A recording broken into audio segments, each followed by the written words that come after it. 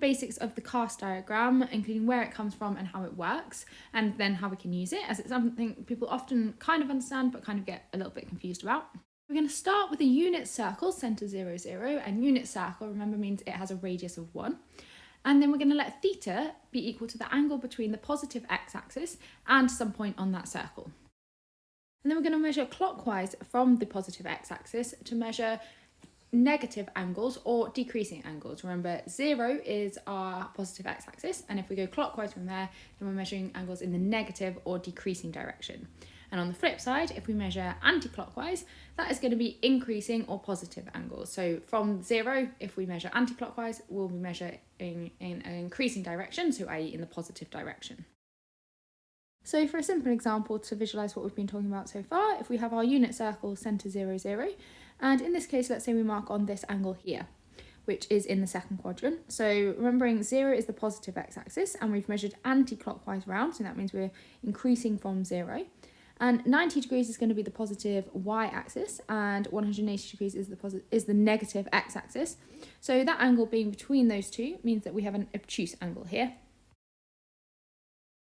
We can similarly consider any point on that unit circle. For simplicity, to illustrate the concept, let's consider an acute angle in the first quadrant here. So from that, we can draw a right-angled triangle where we've got the angle theta in here, and then we've got the right angle between the x and y directions. And then the hypotenuse is going to be equal to 1, obviously because it is a point on the unit circle. And using SOHCAHTOA on this triangle here, we can know that cos theta is equal to the adjacent over the hypotenuse.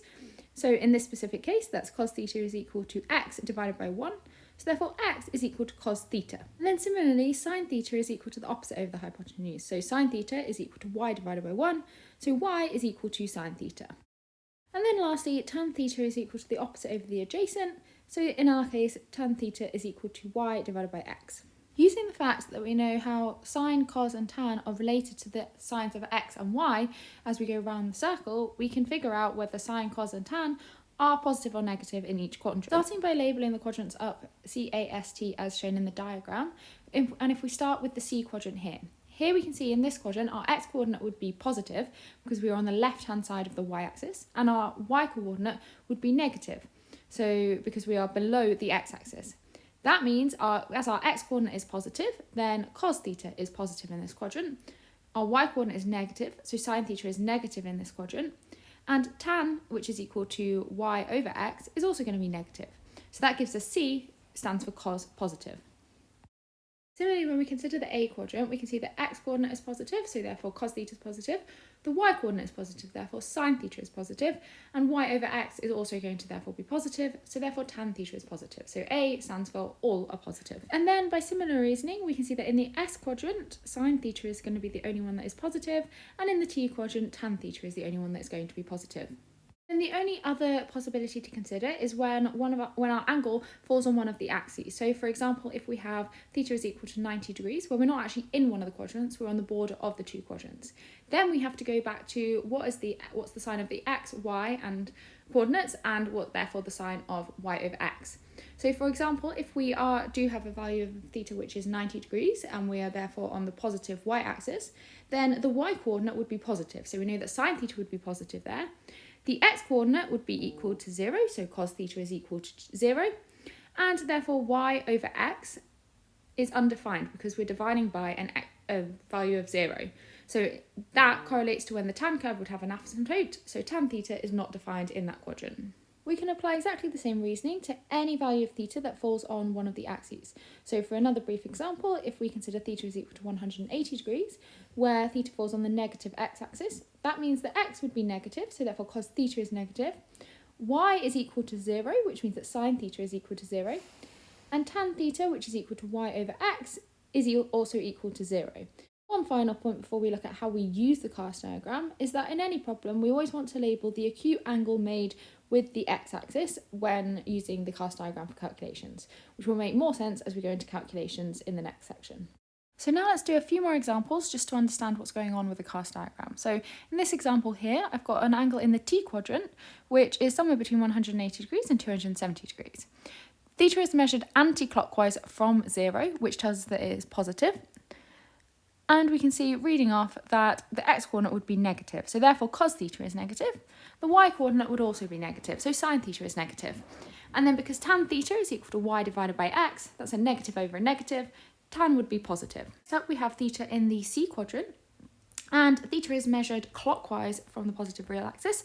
So i.e. it is below 0. So we know that theta is negative. And then we can see that the x-coordinate here is positive. So cos is positive. The y-coordinate is negative, so sin theta is negative, and tan theta is going to be a negative over a positive, so tan theta is also going to be negative. Next up, we're going to look at how to use a cast diagram, so really putting it to use here on real-life examples. So when solving any trig equation, we always want to reduce it to the form of either sin theta equals p, cos theta equals q, or tan theta equals r, where p, q, and r are constants, and then from this point, our method is very similar. We can then use the cast diagram to find all the solutions in the given interval of theta for that specific question. So let's start with the example of sin theta equals 1/2, and we want to solve this equation for theta between 0 and 360 degrees. First, we need to get our principal value, and our principal value is when we put it into the calculator. So for this question, we get that theta is equal to inverse sine, or sine to the minus 1, of 1/2, which gives us an output of 30 degrees. Next up, we need to draw our cast diagram, and then we can use the fact that the 1/2 that sin theta is equal to is greater than 0. So we want quadrants where sin theta is greater than 0, which means we're interested in solutions in the S and A quadrants. My next step is to label on the principal value in each of those quadrants. So that is the acute angle that we make with the x-axis in each quadrant, as shown as I've drawn on here. So for this specific question, we want all solutions for theta between 0 and 360. So we want to start measuring at the positive x-axis, which is 0, and we want to measure anti-clockwise for 360 degrees and identify all of the solutions that we come across in that interval. So for our first solution, in the A quadrant, that's going to be the angle between the positive x-axis and our acute angle, which we've already labelled on is 30 degrees, which is our first solution. And then our other solution is going to be in the S quadrant, and that is the angle between the positive x-axis and the angle marked in that quadrant. So to figure that out, we know that it's 30 degrees before 180, giving us our other solution as 180 minus 30, which gives 150 degrees. So therefore our two solutions to this equation between 0 and 360 are theta equals 30 and theta equals 150 degrees. So for our next example, we're going to have a look at solving cos theta equals minus 0.2 for values of theta between minus 360 and 0 degrees. For this one, when we find our principal value, we do theta equals cos to the minus 1 of minus 0.2, which gives us 101.5 degrees. And then sketching on our cast diagram, we can see that cos theta is equal to minus 0.2. So we want quadrants where cos is negative. So that is going to be our S and our T quadrants. Next up, we need to label on the angle made in each quadrant with the x-axis, as shown in the diagram. Obviously, in this case, our principal value, 101.5, is an obtuse angle, and we need the acute angle. So we're going to do 180 minus 101.5, which gives us 78.5 degrees as our acute angle that we're going to label on the diagram. Now we can use the cast diagram to find all the solutions between minus 360 degrees and 0 degrees. Firstly, 101.5 degrees is greater than 0, so that's not a solution to our equation. And because we're looking for negative solutions, we're going to start at the positive x-axis and measure clockwise to find all solutions between 0 and minus 360 degrees. So measuring negative from 0 degrees, our first solution is going to be in the T quadrant. So we want to measure the angle from between the positive x-axis and the angle in the T quadrant, which is going to be 78.5 degrees before minus 180. So that gives us minus 180 plus 78.5, which gives us our first solution of minus 101.5 degrees. Continuing around in the clockwise direction, we find our next solution in the S quadrant, which is going to be at minus 180 minus 78.5 degrees, which gives us our second solution of minus 258.5 degrees. Lastly, let's solve tan theta equals minus 1 for theta between 360 and 720 degrees. Doing inverse tan of minus 1 to give us theta is equal to minus 45 degrees as our principal value. And sketching our cast diagram, we can see that tan theta is equal to a negative value. Minus 1 is smaller than 0, so we want the quadrants where tan theta is negative, which is going to be our C quadrant and our S quadrant. And then because our principal value is minus 45 degrees, we can mark on our acute angles made with the x-axis as 45 degrees in each of the C and S quadrants. And we want to find for this question all solutions between 360 and 720. So again, we want to start from the positive x-axis, but that's after one full circle anti-clockwise, covering from 0 to 360 degrees. And then we're going to keep measuring anti-clockwise to get all the solutions between 360 degrees and 720 degrees. For our first solution, we're going to measure one full circle from the positive x-axis anti-clockwise to give us 360 degrees. And then continuing anti-clockwise, we find our first solution in the S quadrant. So that's going to be at 360 plus the angle, which is 45 degrees before an additional 180. So in other words, that's 360 plus 180 minus 45 degrees, which gives us our first solution of 195 degrees. Continuing round anti-clockwise, we get our second solution is in the C quadrant, which is 45 degrees before we've done two full circles.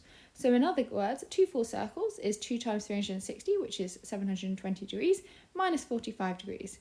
So our second solution is 720 minus 45 degrees, giving us 675 degrees. This completes our final example and completes our overview of how to use a cast diagram.